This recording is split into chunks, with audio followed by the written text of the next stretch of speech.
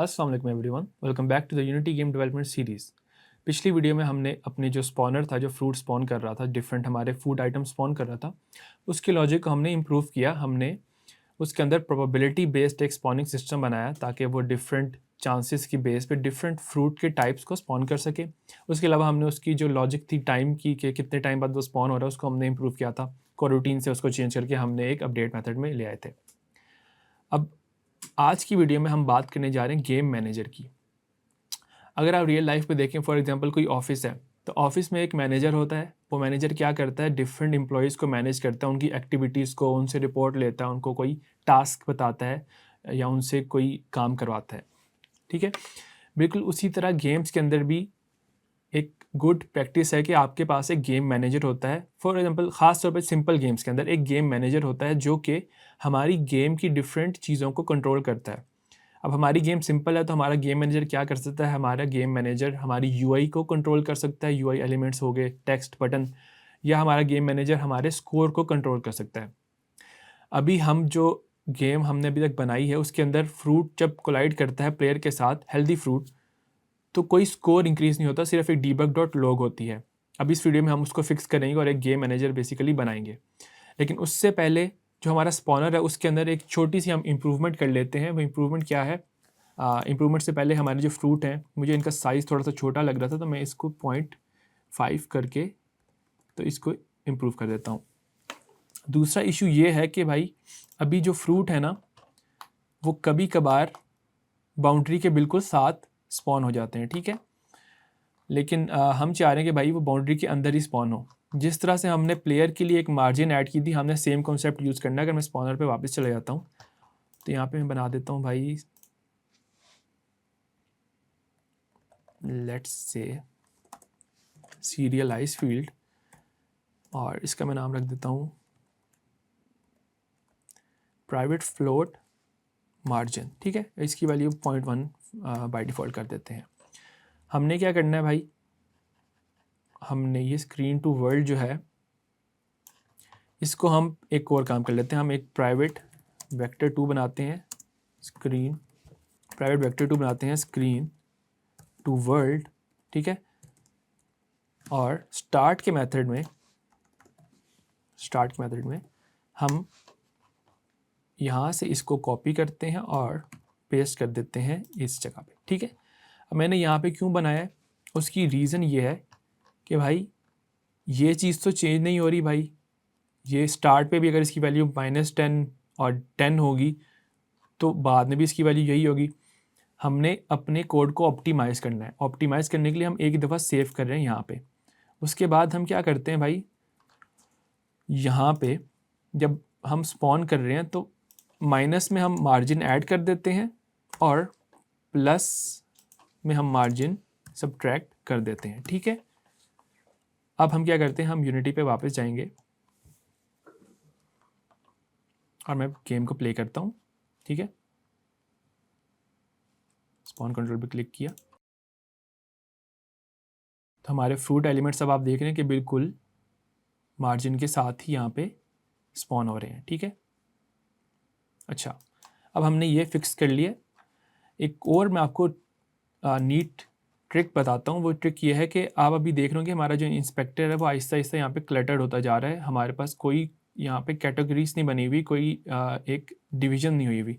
हम क्या करते हैं भाई, हम एक एट्रीब्यूट नया बना लेते हैं, हेडर एट्रीब्यूट। ठीक है, हेडर एट्रीब्यूट हमें क्या करेगा, इसका मैं नाम रख देता हूँ भाई प्रीफैब्स। ठीक है, और मैं एक हेडर एट्रीब्यूट यहाँ पे बना लेता हूँ, लेट्स से एक जगह पे, और इसका मैं नाम रख देता हूँ हेडर और स्पॉन सेटिंग्स। ठीक है, अब मैं इसको सेव करता हूँ और मैं यूनिटी पे वापस जाता हूँ। तो अब ये देख रहे हैं हमारे पास एक लेबल्स बन गए हैं जो बिल्कुल लाइक स्प्लिट कर रहे हैं हमारे इंस्पेक्टर की जो प्रॉपर्टीज़ हैं उनको डिफरेंट सेक्शंस के अंदर के। अब हमें देखते ही पता चल रहा है कि भाई यहाँ पे हमने प्रीफैब्स असाइन करने हैं, यहाँ पे हमने स्पॉन की सेटिंग्स सेट करनी है।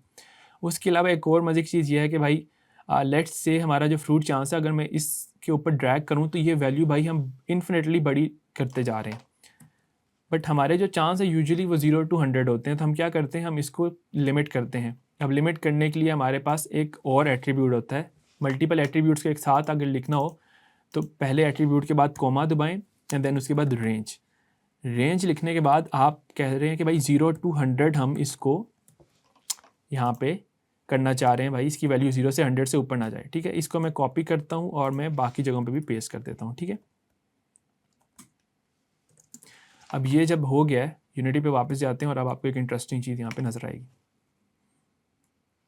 इंटरेस्टिंग चीज़ ये है कि भाई अब हमारे पास ये स्लाइडर बन गया है। अब ये स्लाइडर ये है कि अगर मैं इसको 100 पे लेके जा रहा हूँ तो ये मुझे जाने ही नहीं दे रहा। अगर मैं इसकी वैल्यू मैनुअली भाई मैं कहता हूँ 200 करो तब भी भाई उसकी वैल्यू 100 पे ही फिक्स होकर रहेगी। तो इसको मैं दोबारा से 50 कर देता हूँ। तो अब हमने अपना इंस्पेक्टर थोड़ा सा प्यारा सा इसको डिज़ाइन कर दिया। अब हम अपने गेम मैनेजर की तरफ आते हैं। तो मैं एसेट्स पे क्लिक करूँगा, स्क्रिप्ट्स और क्रिएट C# स्क्रिप्ट और इसका मैं नाम लिख देता हूँ गेम मैनेजर। अब मैं एंटर दबाऊंगा तो आपने मैजिक देखना है। मैंने एंटर दबा दिया।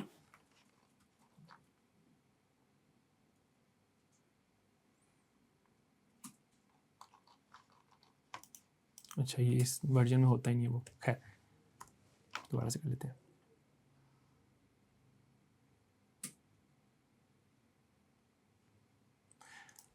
अच्छा, स्क्रिप्ट्स के फोल्डर में आए, right click create C# script और इसका मैं नाम रखता हूँ गेम मैनेजर। ठीक है, एंटर दबाया और हमारे पास ये गेम मैनेजर की जो स्क्रिप्ट है वो क्रिएट हो गई है। ठीक है, अब क्या करना है, एक न्यू एम्प्टी गेम ऑब्जेक्ट बनाते हैं। हायरार्की में इसका नाम रखता हूँ गेम मैनेजर। ठीक है, सेव किया, इसको 000 कर देते हैं, 000 और गेम मैनेजर को ड्रैग एंड ड्रॉप यहाँ पे मैं कर देता हूँ। अब गेम मैनेजर में फॉर नाउ हमने क्या करना है, हमने एक स्कोर वेरिएबल को यहाँ पे लिखना है। ठीक है, तो मैं प्राइवेट इंट बना लेता हूँ स्कोर।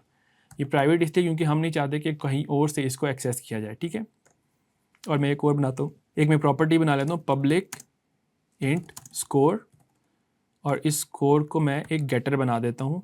ये हमें एक स्कोर रिटर्न कर रहा है क्योंकि हमें सिर्फ गेटर चाहिए, तो मैं यहाँ पे एक एरो फंक्शन यूज़ करके गेटर बना रहा हूँ। ठीक है, उसके बाद मैं बना देता हूँ पब्लिक वॉइड ऐड स्कोर। ठीक है, और ये ऐड स्कोर एक स्कोर की वैल्यू लेगा इंट अमाउंट, और हम सिंपली क्या कर रहे हैं भाई, हम स्कोर की वैल्यू में प्लस कर रहे हैं अमाउंट। ठीक है, और उसके बाद हम इधर लिख देते हैं debug.log,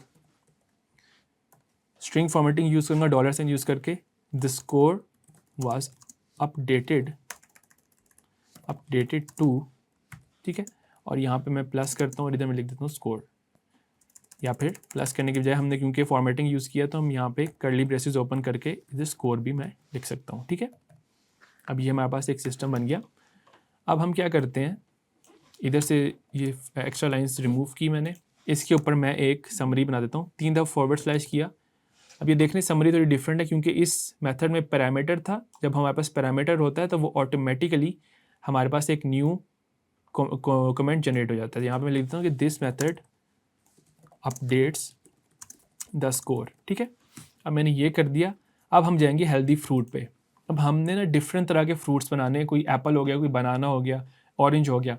हम चाहते हैं कि डिफरेंट फ्रूट्स की ना डिफरेंट वैल्यूज़ हों, डिफरेंट स्कोर के अमाउंट हों। तो हम क्या करते हैं भाई, सीरियलाइज फील्ड बनाते हैं, private int score to add. ठीक है, और स्कोर टू ऐड के बाद ऑन ट्रिगर विद प्लेयर हम क्या करेंगे, find object of type game manager. ठीक है, डॉट ऐड स्कोर। ठीक है, अब आप ये देख रहे हैं कि भाई अगर मैं डॉट ऐड स्कोर पे हवर करता हूँ तो मेरे पास यहाँ पे क्या आ रहा है, this method updates the score. ये क्यों आ रहा है, क्योंकि यहाँ पे मैंने गेम मैनेजर में ये समरी इसकी लिखी हुई है। ठीक है, तो समरी के ये फ़ायदे है कि आप उस मेथड की फंक्शनैलिटी को पता लगा सकते हो। ठीक है, हेल्दी फ्रूट में गया और यहाँ पे मैंने कर दिया स्कोर टू ऐड। ठीक है, पास कर दिया इस मेथड में, यानी कि अगर 10 इधर वैल्यू 10 यहाँ पे पास होगी, ये मैनेजर में अगर स्कोर की वैल्यू 0 है तो ये 10 हो जाएगी। दोबारा से करेंगे तो फिर 20 30 and so on so fourth. ठीक है, और इसके बाद हेल्दी फ्रूट में हम जाते हैं और ये सब कुछ हमने कर लिया। ये डीबग हम स्टेटमेंट रिमूव कर देते हैं यहाँ पे, और ये एक्स्ट्रा लाइंस भी यहाँ पे रिमूव कर देते हैं। ठीक है, अब हेल्दी फ्रूट में मैं जाता हूँ, यूनिटी वापस गए और उसके बाद इधर मैं क्लिक करता हूँ हमारे एसेट्स, प्रीफैब्स, हेल्दी फ्रूट, और स्कोर टू ऐड हम कर देते हैं 10। ठीक है, 10 करने के बाद कंसोल में गए और यहाँ पे मैंने गेम को प्ले कर दिया। अब लेट्स सी के क्या होता है। अच्छा, गेम रन हो रही है, ठीक है। The score was updated to 10, 20, 30, 40। ठीक है, और गेम मैनेजर में जाके डीबग करूँगा यहाँ पे, तो हमारा जो स्कोर है वो यहाँ पे अपडेट हो रहा है। ठीक है, तो बेसिकली हमने एक प्रॉपर सिस्टम बना लिया अपनी गेम में स्कोर को इंप्रूव करने का। तो बेसिकली हमने एक प्रॉपर सिस्टम इंट्रोड्यूस कर दिया कि हमारी गेम में स्कोर जो है वो कैलकुलेट हो रहा है। लेकिन अब ये गेम मैनेजर हमने बना दिया है, जैसे जैसे हम गेम में और चीज़ें ऐड करेंगे, हम इस गेम मैनेजर में और फंक्शनलिटी भी ऐड करते जाएंगे। अब एक और चीज़ हम नोटिस कर रहे हैं कि भाई जब गेम हम प्ले करते हैं,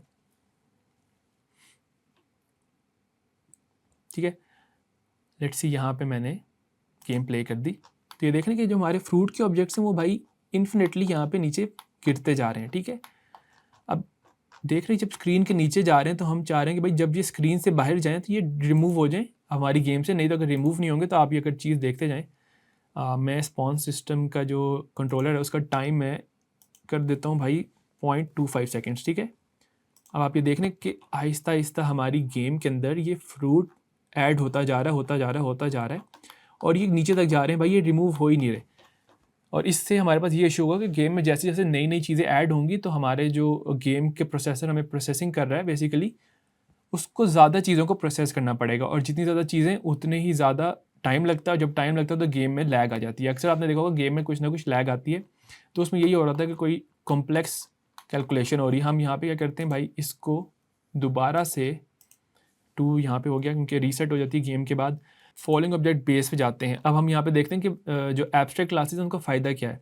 ठीक है, हम यहाँ पे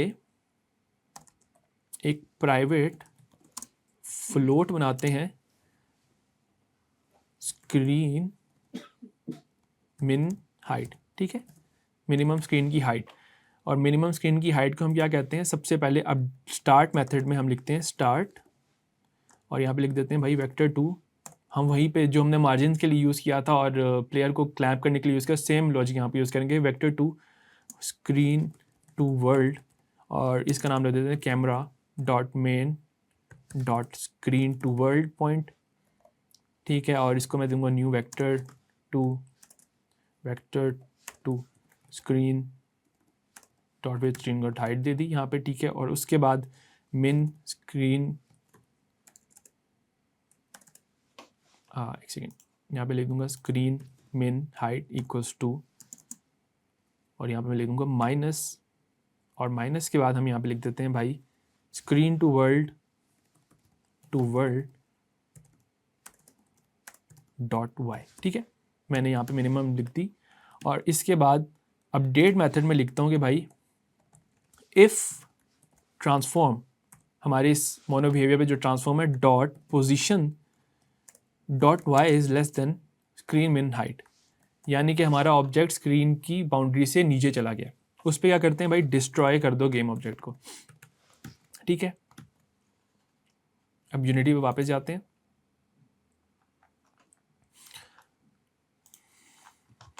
और अपनी गेम को अब रन करके देखते हैं।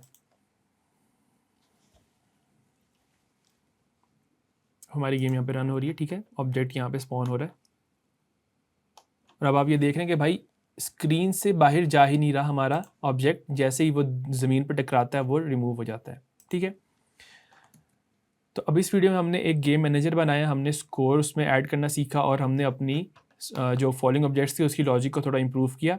अभी एक मसला हमारे पास ये आ रहा है कि भाई अगर हेल्दी फ्रूट में जाते हैं तो हमें हर दफ़ा फाइंड ऑब्जेक्ट करना पड़ता है। ये थोड़ा सा परफॉर्मेंस इंटेंसिव ऑपरेशन है, तो अगली वीडियो में हम देखेंगे हम इसको इम्प्रूव कैसे कर सकते हैं। तो मिलते हैं अगली वीडियो में। अल्लाह हाफिज़।